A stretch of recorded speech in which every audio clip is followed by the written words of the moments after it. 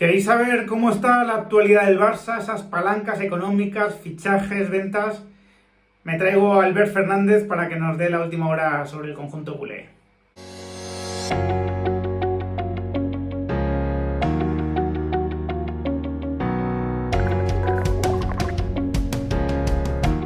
Muy buenas a todos, ¿qué tal? Bueno, no suelo hablar tanto del Barça, o por lo menos de su actualidad, pero considero que cada cierto tiempo hay que comentar un poco su situación. Y acepto mi invitación a Albert Fernández, un periodista muy relacionado con la actualidad del Barça, que además ve también los temas económicos, ¿no? Y creo que nos va a poner al día sobre cómo está la situación del Barça en este aspecto. Así que no os distraigo más y os dejo con mi charla con Albert. Pues como os decía, tengo el placer de saludar a Albert Fernández, compañero de Gol Televisión, periodista muy bien informado sobre la actualidad del Barça y que nos va a poner un poco al día de todas estas cosas que están saliendo en torno al equipo culé. ¿Qué tal, Albert? Muchas gracias por estar aquí. No, Ramón, ¿qué tal? Un placer, de verdad, un placer porque yo sigo también tu canal, que me parece muy interesante desde hace mucho tiempo, sobre todo por la vinculación desde la llegada del fair play financiero, que estábamos todos un poco perdidos y la verdad es que muy contento de estar aquí. Muchas gracias. Bueno, tengo que decir que Albert es uno de esos periodistas que sí que le ha puesto atención y cariño a los temas económicos, ¿no? Y en Gol Televisión muchas veces pues su información va ligada también a eso, ¿no? No solo a lo que suena que el Barça quiere hacer, sino si lo puede hacer, ¿no? Y eso creo que es a destacar porque no es habitual de momento en la profesión, ¿no? Aunque cada vez empieza a serlo más, pues el analizar el componente económico, regulatorio, a la hora de hablar de posibles fichajes, ¿no? Y de hecho vamos a tratar, ¿no? Como segundo punto, qué soluciones puede tener el Barça, ¿no? O qué soluciones está manejando el Barça. Pero antes, una cosa que yo creo que es bastante importante y que se está comentando poco, ¿no? De nuevo, yo creo que mayoritariamente se está cometiendo un error de vincular a muchos jugadores con el Barça sin que el Barça todavía pueda estar en disposición de darles cabida, ¿no? Porque ahora mismo esa es un poco la situación, ¿no, Albert? Sí, esa es la situación. El Barça trabaja con un escenario muy complicado, que es intentar convencer a ciertos futbolistas para ficharlos, pero siempre decirles antes que a día de hoy no los puede fichar, que tienen que tener confianza en que van a tener que hacer una serie de operaciones que todavía no están aseguradas, pero creen que se van a hacer, y eso, que confíen en ellos, que se queden ese paso adelante al vacío prácticamente. Algunos lo han hecho, el caso de que sí y el caso de Christensen, que son dos futbolistas que a día de hoy no pueden ser inscritos en el Barça. El año pasado hubo la misma situación y al final se pudieron inscribir todos los fichajes, sufriendo en el último día prácticamente del mercado, pero sí consiguió. Y ahora mismo el Barça está en esa doble tesitura, ¿no? La de intentar fichar jugadores, que ya no es fácil de por sí, porque compites contra otros, porque tienes que convencer a clubes, tienes que convencer a agentes y además intentar decirles que ahora mismo no va a ser posible ficharlos o inscribirlos hasta que la situación se regularice un poquito.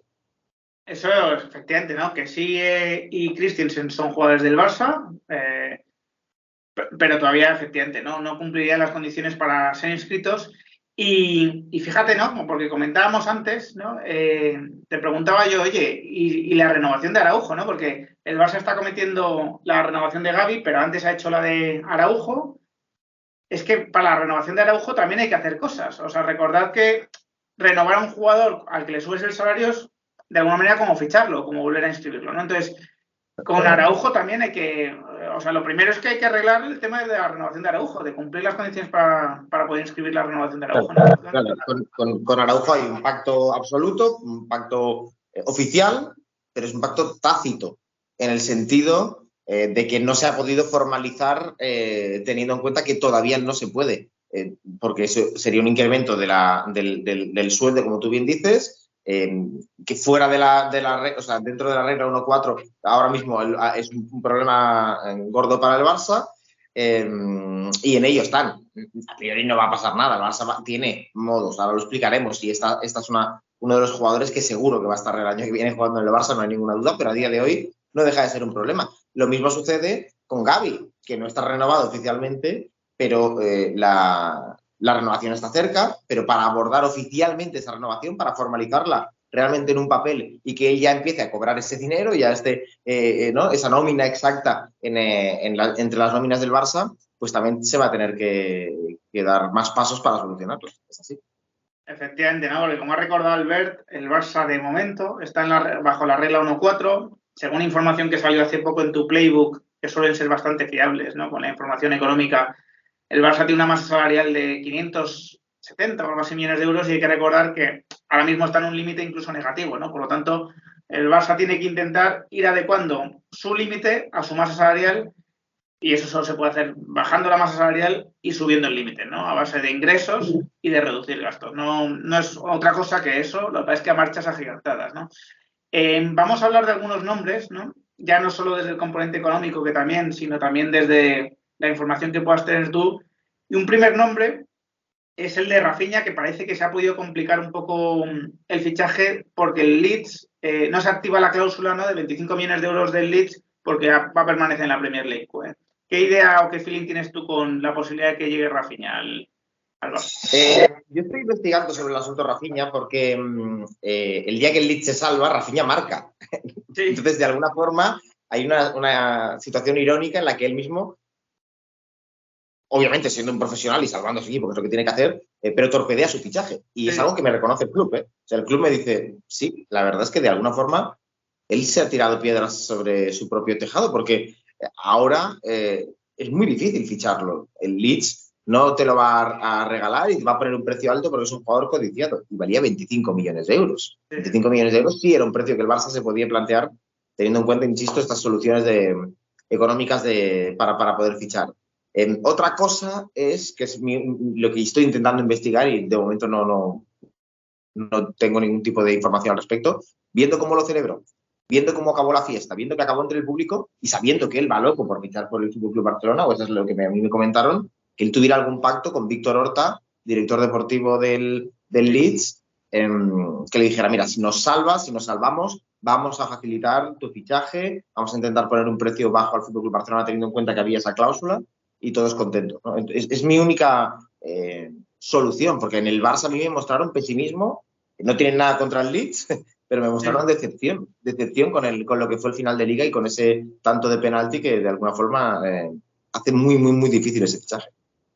Bueno, efectivamente, ¿no? Él, siendo muy profesional, lo que estaba efectivamente es complicando mucho su fichaje por el Barça porque ya entra en un terreno de la negociación y bueno, y evidentemente ni el Leeds seguramente tenga una necesidad económica imperiosa ni va a querer desprenderse de su mejor jugador así como así, ¿no? Entonces, efectivamente se complica.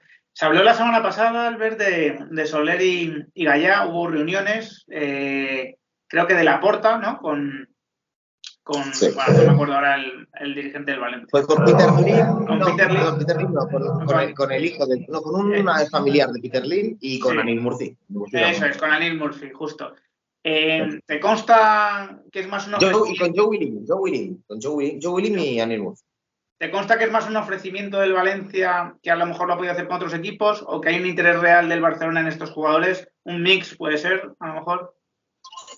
Bueno, son dos jugadores que han sonado en las oficinas de Can Barça. A día de hoy ninguno de los dos estaba entre las preferencias. Entonces, por lo tanto, es un ofrecimiento puro y duro del Valencia. El Valencia, que sería otro tema que algún día, si quieres, puedes comentarlo seguro con gente de allí, tiene todavía más necesidad que el FC Barcelona de vender futbolistas porque la situación es más crítica y es una situación diferente teniendo en cuenta que es una propiedad en una sociedad anónima y no es un club como el FC Barcelona. Entonces, como ellos necesitan el dinero ya, pensaron que el FC Barcelona es un equipo que necesita fichajes ya, fichajes baratos, y se reunieron con el Barça en Barcelona, en un conocido restaurante de la ciudad condal, ofrecieron a los dos futbolistas y el Barça dijo que se lo pensará. Es verdad que ellos con Carlos Soler han tenido contactos y con Gallá, con los dos, en su momento, pero a día de hoy, igual Gallá sí es una opción para el lateral izquierdo, pero Carlos Soler, según me dicen a mí, que luego esas cosas a veces ya sabes que te dicen una cosa y están haciendo otra, a mí me dicen que no es opción para el centro del campo, que no es un futbolista que ya ahora mismo se estén planteando para fichar en el centro del campo. La idea de José Luis Gallá veremos, porque si llega Marcos Alonso, por ejemplo, pues quedaría absolutamente descartado. Hay más opciones en el lateral, en el lateral izquierdo es una de las opciones que es uno de los puestos que han de reforzar sí o sí. Grimaldo está sonando, Grimaldo también. Económicamente está complicado. Y un nombre que no ha sonado mucho, yo creo que no se ha dicho prácticamente, ya, si no te lo digo yo, que gusta en el club, es el de Adrià, va a sorprender, es el de Adrià Pedrosa del Español.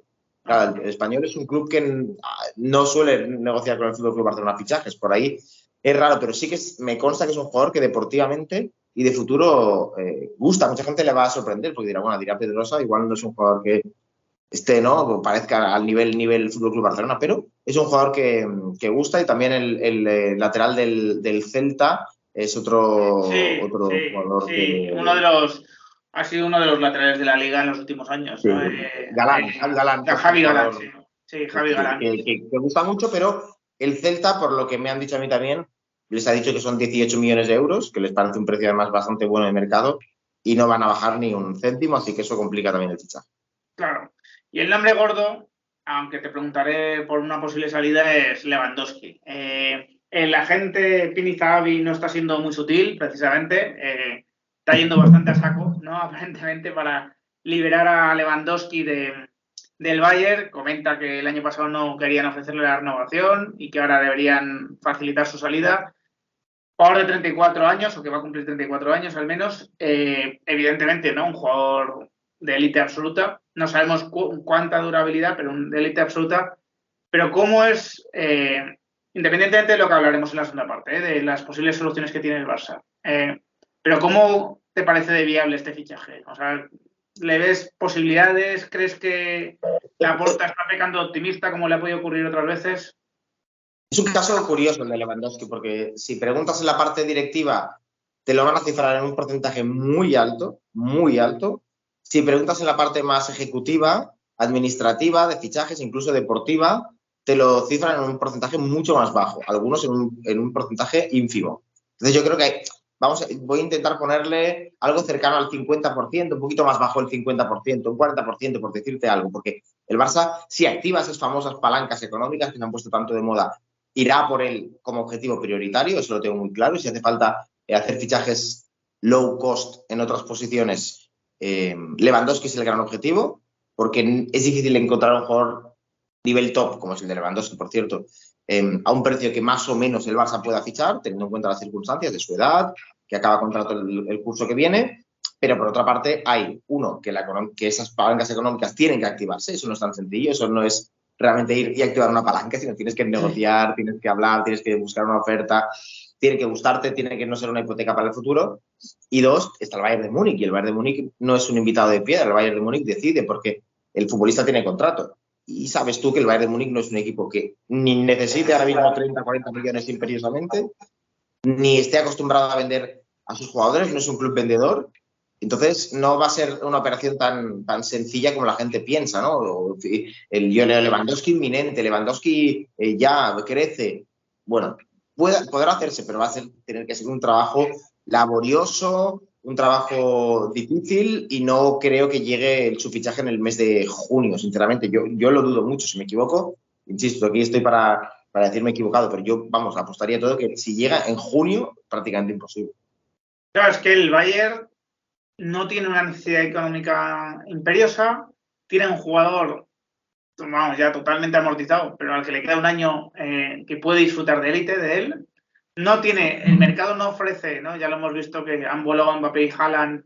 El mercado no ofrece un jugador que te vaya a llenar el hueco de Lewandowski de un día para otro, y el Bayern todavía está en ventana ganadora. Es decir, no es un Bayern que va a entrar en una transición donde dices, oye, vamos a rearmarnos para volver a ganar títulos. No, es un Bayern que el año que viene, de nuevo, va a volver a ser uno de los candidatos a ganar la Champions, porque tiene un plantillón todavía. Entonces, y además ganan, como no tienen a ese delantero, Ramón, todavía no han encontrado a su sustituto, ganas un año, tienes un año más para buscarlo, ¿sabes? Tienes un año más para buscarlo, y si se va gratis, ya te digo, al Bayern, entre cobrar 30 millones y tener un año más a Lewandowski, no le supone una gran diferencia. El Bayern pagó 20 millones de euros por un año de Coutinho, para que te hagas la idea en su momento. Entonces no tiene tampoco mucho problema en eso. Lewandowski no tuvo coste, además, para ellos. O sea, es un jugador que es que no... Quiere decir que, vamos, yo creo que le tienes que poner al Bayern en una situación donde lo que le ofrezca al Barça sí que sea algo especial, ¿no? Y aquí Y no estoy especulando. O una rebeldía de estas que hace insostenible la situación, que no sé si Lewandowski va a llegar a ese caso. A ese nivel, claro. Sería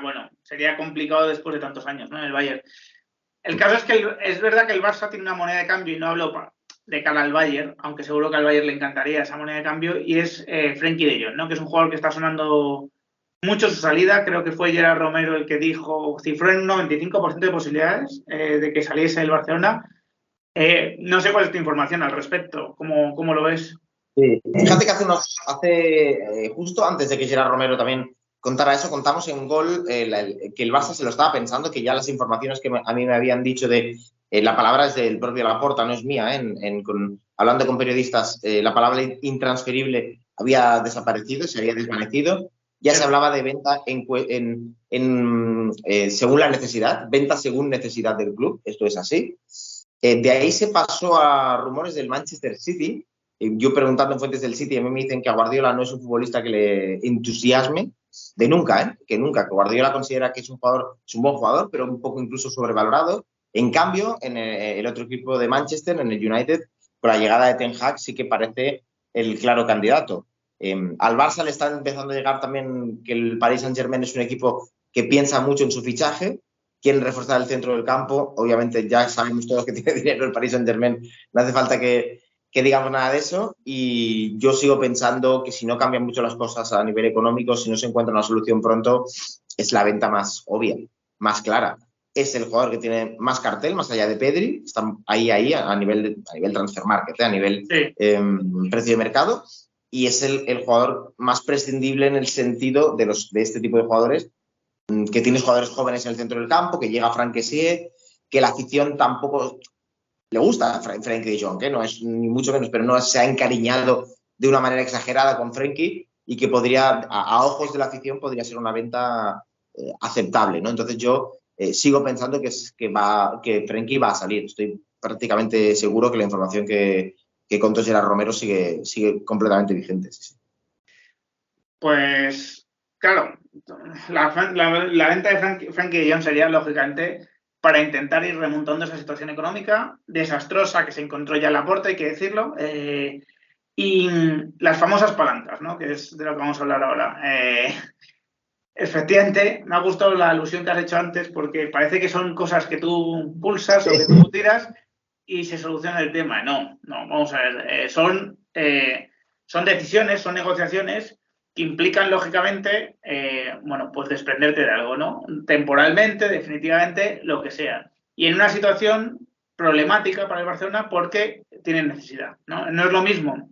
Esto se lo explico yo alguna vez a la gente, ¿no? Por supuesto que el Madrid también está optando por un modelo de negocio de cesión de patrimonio, ¿no? Lo estamos viendo con lo de Legends, por ejemplo, que al final es cederle a una empresa la explotación del negocio del Bernabéu en los días de no partido, digamos, a cambio de que se lleve un porcentaje de esa explotación y de que supuestamente lo vaya a hacer mejor que el Madrid. Igual que los acuerdos que quiere firmar el Barça con alguna empresa seguramente sean porque están más especializados en el sector, ¿no? que van a manejar, ¿no? Pero no es lo mismo hacerlo en una situación desahogada que hacerlo cuando estás más apretado. El poder de negociación disminuye, ¿no? Cuando estás más apretado, porque lógicamente el que está enfrente, al otro lado de la mesa, sabe perfectamente tu situación, ¿no? Entonces, el Barça, que yo recuerde, está manejando 4 palancas, ¿no? Como le llaman. El tema de Barça Studios, el tema de lo que es las tiendas, ¿no? Con BLM creo que es. CVC, el acuerdo, digamos, que firmaron la mayoría de equipos de la liga, y después un tema que salió hace poco, Goldman Sachs, cediendo un porcentaje de los derechos de televisión, si no recuerdo mal, ¿no? Entonces, a muchos años vista, además, ¿no? Un porcentaje muy alto, un porcentaje del 30%. 30%. Entonces, claro, independientemente de que ahora hablemos un poco de qué te parece todo esto, claro, cuando tú concedes mucho plazo, pues estás perdiendo de alguna manera. Estás perdiendo por lo menos la posibilidad de que no te perjudique la revalorización de los derechos, ¿no? Yo hablaba con una persona muy importante del Madrid hace un tiempo sobre el tema de CVC en relación a por qué ellos no se metían. Entonces ellos tenían un cálculo donde te decía, oye, mira, es que para nosotros ese 10% o 11% que cederíamos en una revalorización normal de los derechos nos haría, pues perder no sé cuántos millones o dejar de percibir no sé cuántos millones, ¿no? Claro, el Barcelona a lo mejor no está en la opción de ser tan sofisticado, seguro que tiene esos mismos números, pero tiene una necesidad muy, muy cercana. ¿Cómo ves tú, o sea, cómo crees que van estas negociaciones? ¿Crees que antes del 30 de junio se van a hacer? ¿Cómo lo ves? Sí, es la idea, ¿eh? Esos son los plazos más o menos que se marcan. A ver, primero hay que decir que aquí hay unas prioridades puestas por el presidente y son muy claras. Y esa prioridad nos dice que la última opción que se quiere activar, pero se va a activar si no hay más necesidad, es precisamente la de CVC.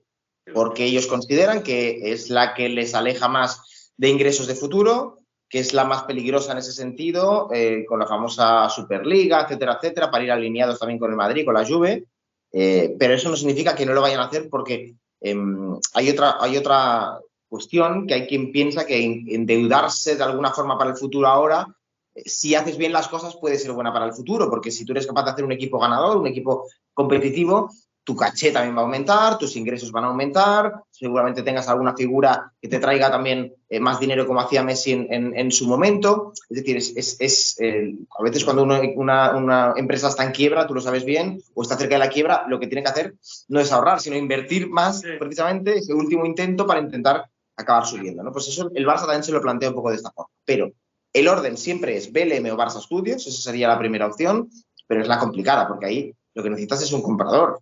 O sea, CVC ya lo tienes. Tú ya tienes la empresa que te va a dar ese dinero.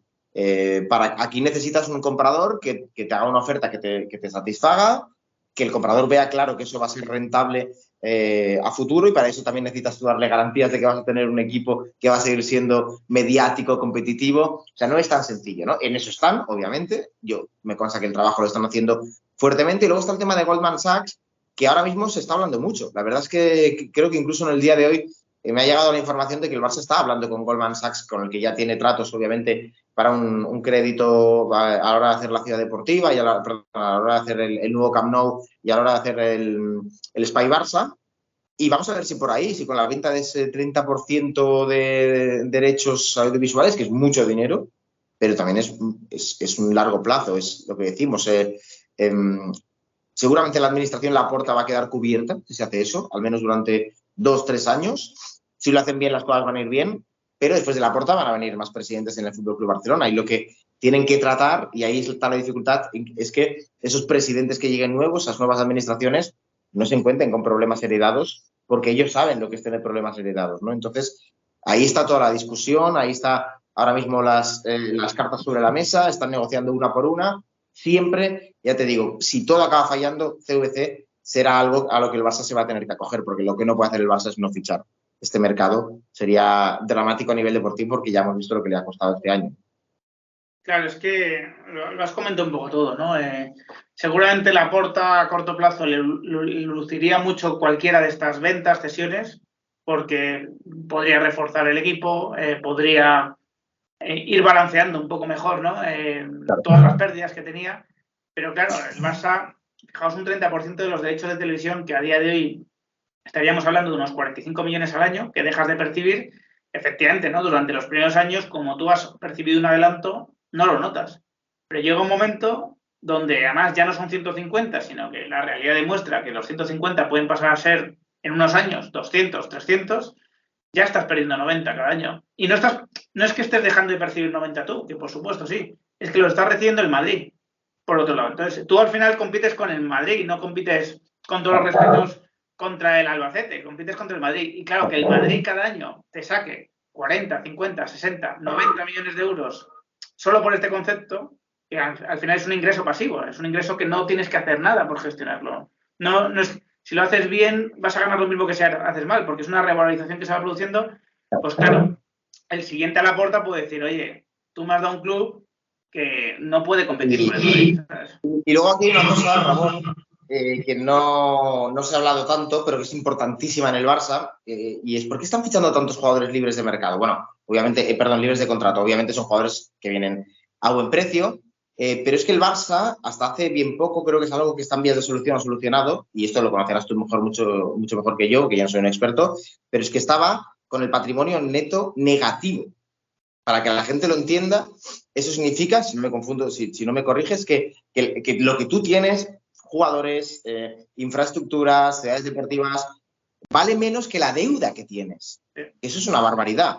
Eso significa la quiebra en la mayoría de empresas del mundo. O sea, si todo lo que tú tienes, todo, vale menos que lo que debes, mucho vas a tener que pagar para poder afrontar esa deuda, ¿no? Entonces el Barça ha ido solucionando eso poco a poco, aligerando, y como hemos dicho, esos sueldos, vendiendo cosas, pero ¿cómo lo ha hecho? ¿De qué forma ganas patrimonio? Consiguiendo futbolistas. Si tú fichas un futbolista a coste cero, a nivel contable, más allá de las... y ahora vale 40, tienes 40 millones más en patrimonio. Eso es lo que ha pasado con Christensen, eso es lo que ha pasado con Kessie, eso es lo que ha pasado con más futbolistas, ha pasado con Aubameyang. Tú le estás dando un valor a ese jugador, te sube el patrimonio y ya no estás en Lo que pasa es que eso se manifiesta en el momento que los vendes, ¿vale? Es decir, claro. tú a Kessie lo vas a registrar por 0 millones, porque como dices bien, no ha costado nada, pero si el año que viene lo vendes, ¿no? Como podría pasar con Memphis Depay este mismo verano, por ejemplo. Memphis Depay es inversión cero por parte del Barcelona. Pero si este verano sacas 25 por él, tú has aumentado tu patrimonio en 25. ¿Por qué? Porque has tenido un ingreso de 25, una plusvalía de 25 sobre un jugador que no te costó nada. Entonces, es verdad que es una forma, ¿no? Y el Barça, de hecho, durante la etapa de Bartomeu ha utilizado mucho la venta de jugadores para cuadrar el presupuesto, lo cual, en mi opinión, es equivocado, sobre todo en un club grande como el Barça, porque estás muy estresado al final de cada ejercicio, porque tienes que hacer una serie de ventas para que te cuadre todo, entonces acabas inflando precios, acabas haciendo un Pjanic con Artur o un Neto con Zilesen, porque necesitas inflar las ventas lo máximo posible para poder cuadrar, ¿no? ¿Por qué? Porque tu presupuesto depende de que tú consigas ventas.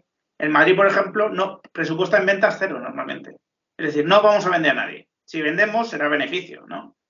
Pero no damos por hecho que necesitamos vender jugadores para cuadrar el presupuesto. Entonces, por ahí se van marcando un poco las diferencias. Por eso sí, yo siempre digo que el COVID fue un acelerador, evidente, de la crisis del Barcelona, pero que el Barça llevaba una dinámica ya en la cual iba siempre al límite, ¿sabes? O sea, iba ahogado para no tener pérdidas cada temporada. Hacían este tipo de ejercicios que has dicho tú, que hizo con Neto, que hizo con Pjanic, que al final te lo paras a pensar detenidamente y pagar 60 millones por Pjanic con 30 y pico años es casi una vergüenza. Es que hay que decirlo. Lo que pasa es que la gente no se para, ha habido un trueque con Artur, no. No, esto han sido patadas del balón hacia adelante, patadas del balón hacia adelante, patadas del balón hacia adelante, hasta que al final se lo han acabado encontrando. Yo quiero dejar claro, Ramón, porque sé cómo es la gente y sé cómo es la gente del Barça, que me van a decir, bueno, siempre estás igual, eres negativo, quieres que le vaya mal al Barça. Yo creo que tú lo sabes bien, nada más lejos de la realidad. Yo lo que quiero es que le vaya bien al Barça, claro, que salgan bien los fichajes y que la economía se arregle cuanto antes. Pero creo que la tuya y la mía, nuestra labor es contar lo que sabemos. Y si a mí, según mi información, la situación es esta, pues yo tengo que decirla. Tengo que decirla porque creo que con la verdad y sabiendo la situación real, tocando fondo, es mucho más fácil acercarte luego a la superficie que viviendo en la utopía y viviendo en una felicidad que no existe. Vivir en la realidad en general es una buena solución para todo. Yo creo que también es verdad, ¿no? Laporta, yo creo que se rodeó muy bien de inicio, con gente muy potente en el tema económico. Ha perdido unos cuantos de esos. Reverter se fue, como sabéis. Alemán me parece un tipo, vamos, fabuloso para gestionar un club a nivel deportivo. Lo hizo en el Mallorca, lo hizo en el Valencia, lo está haciendo en el Barcelona de manera sobresaliente, en mi opinión. Pero bueno, sí, me imagino porque opera desde la realidad, no opera desde la imaginación, no opera desde la ilusión, sino desde la realidad. Mateu es un tipo que es un fenómeno, es que es así, tiene los pies en el suelo, conoce la situación, no mueve un hilo que pueda perjudicar al FC Barcelona. Yo creo que Mateu no nació culé, es decir, no le mueve la pasión, sino le mueve el profesionalismo y lo está haciendo de lujo. Y Laporta, yo creo que lo mejor que puede hacer es precisamente dejarle a Mateu esa vía libre, por supuesto él tomar la última decisión, porque para algo es el presidente, para algo tiene que tener esa responsabilidad, pero seguir apoyándose, insisto, en todo lo que está haciendo Mateu Alemany y su equipo de trabajo, que me parece que es lo mejor que le ha pasado al Barça, que ha conseguido, vamos a ser justos también, enderezar una situación, que el Barça estaba octavo, noveno, con futbolistas que tenían un valor de mercado muy, muy bajo, y ha conseguido traer a algunos jugadores que han solucionado los problemas, que han ganado muchos partidos de liga, y ha mejorado la pinta del Barça del año que viene, pero ahora viene un verano que que va a ser clave, que lo vamos a seguir muy de cerca porque va a ser muy, muy difícil para el Fútbol Club Barcelona. Yo entiendo las portadas, insisto, entiendo el Lewandowski cerca, el Lewandowski sube y tal, pero la situación es compleja. Por cierto, lo de Dembélé, ya lo dijimos hace mucho tiempo, es imposible. Yo creo que es absolutamente imposible que continúe. O sea, yo creo que Mateo el otro día, es que de nuevo, ¿no? Vuelve a ser realista. O sea, dijo, oye, que todo lo que queráis, pero que lleva 6 o 7 meses sin ninguna novedad el tema. O sea, porque muchas veces, ¿no? Por el tratamiento mediático, pues parece que reunión definitiva ahora, otra reunión definitiva, dices, cuando Mateo Alemán te dice, llevamos 6 o 7 meses sin novedad, te está básicamente diciendo... Hubo una reunión productiva que yo creo que Mateo ni la dijo porque una entre 20 no le apetece, incluso el viaje que hizo él, creo que fue a Marrakech, fue algo que quedó muy descontento. Sin embargo, hubo una reunión en la que sí parecía que estaban a 2-3 millones de diferencia, según le decía la gente de Dembélé, eso quedó en nada, quedó en, si te he visto no me acuerdo, sí, claro. Y así están las cosas, a días, ¿no? Para que acabe su contrato, y estando ahí el Paris Saint-Germain y otros equipos, vamos. Todo puede pasar en este mundo, pero yo lo veo 99% Ousmane Dembélé fuera del Barça, seguro. Dejaos, ¿no? Y ya por rematar, comentábamos antes que todavía hay que inscribir a Araujo, que se le inscribirá sin problemas, pero que todavía hay que inscribirlo, que hay que inscribir a los nuevos fichajes, que hay que pensar en qué jugadores se pueden incorporar. Claro, lo de Dembélé sería como hacer un fichaje y un fichaje a nivel salarial muy caro, ¿no? Por lo tanto, ya no es solo un tema de que el jugador no quiera, sino que el propio Barcelona tiene que ir mucho cuidado con mucho cuidado en esos números. La pena para el Barça fue que no pudieron hacer nada por venderlo en invierno. Claro. Porque eso sí que hubiera reducido un poquito la masa salarial, hubiera ayudado muchísimo en el fair play financiero, y ahora no, ni va a afectar para mal ni va a afectar para bien que se vaya, tan solo se va a ir y ya está. Eso es, justo, va a ser neutro, efectivamente. Pues oye, muchísimas gracias, Albert, por ponernos al día con la actualidad del Barça. Es un placer. Y nada, espero que os haya gustado, aunque aquí lo habitual sea hablar del Madrid, pero yo creo que también es bueno de vez en cuando vigilar cómo está el Barça, su situación, y sobre todo que comprendáis pues todo esto que está saliendo, ¿no? En la prensa últimamente. Así que nada, espero que os haya gustado y nada, un abrazo, Albert. Vale, Ramón, que vaya muy bien. Un abrazo a todos.